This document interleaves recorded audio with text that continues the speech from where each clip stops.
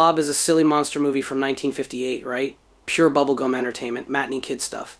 Nothing that really needs any dissection or interpretation. That's all wrong. I'm not saying that The Blob is some highly intellectual art film that's been misunderstood for 60-odd years. But, well, maybe, I am saying that. It's complex. When you think about the original 1956 invasion of the Body Snatchers, what comes to mind? If you know it, what about 1954's Gog? Or even the Giant Ant Spectacular, Them? These are all, to one degree or another, science fiction horror hybrids that are coated in Red Scare propaganda. The state of America in the 1950s was one of contradictions. While you may think of black and white photographs of a nuclear family posing outside their new suburban white picket fenced house, it was also a time when the percentage of divorces first entered double digits. We tend to think of it as a time of peace because World War II was over, but the Korean War, which couldn't be spun as a victory even in its own time, cost 36,000 American lives.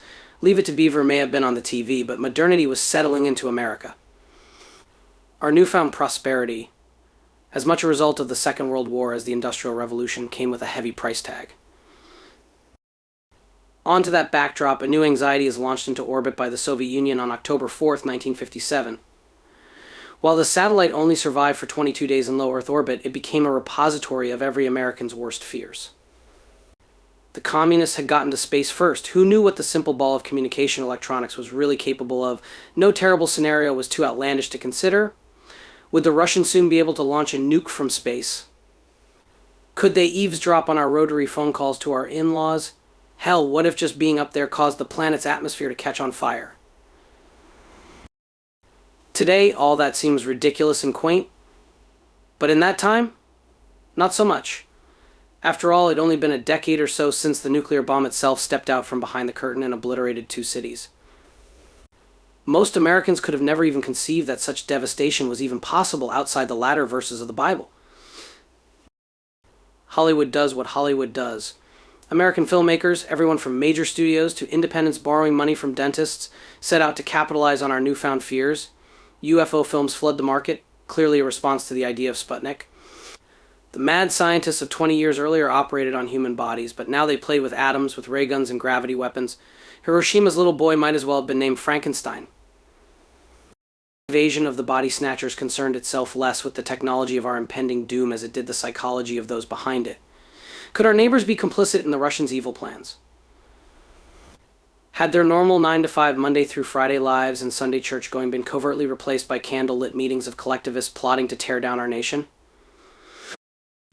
The Blob went further, and in doing so went beyond the level of pulp that the general audience could possibly take seriously. The film has always been very popular, but in the same way a Filmation cartoon or a fast food jingle is popular. It's weird, but I think that because The Blob does such a good job on focusing on the emerging pop culture of America, it gets dismissed as being just part of it. The muscle car drag race, greaser bad boys, miniskirts, and movie theater matinee were all new to the American experience. Older Americans look down their noses at these new hallmarks of our culture, but the film doesn't.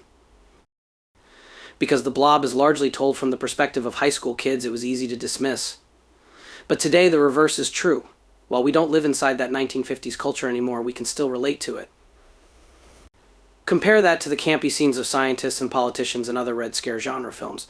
Those are pure cringe now, right? In 2024, you may not know any teenagers exactly like Steve McQueen and Anna Corsott, but you probably wouldn't mind it if you did. The Blob arrives after plummeting from space. Is this really a meteorite, or is it the remains of Sputnik? Easy to know what audiences in 1957 would have thought. I have mixed thoughts on the 1988 remake mostly. I think it's a lot of fun, but I can wholeheartedly endorse that its third act reflects this obvious inference. The town of Phoenixville, Pennsylvania clearly represents America itself.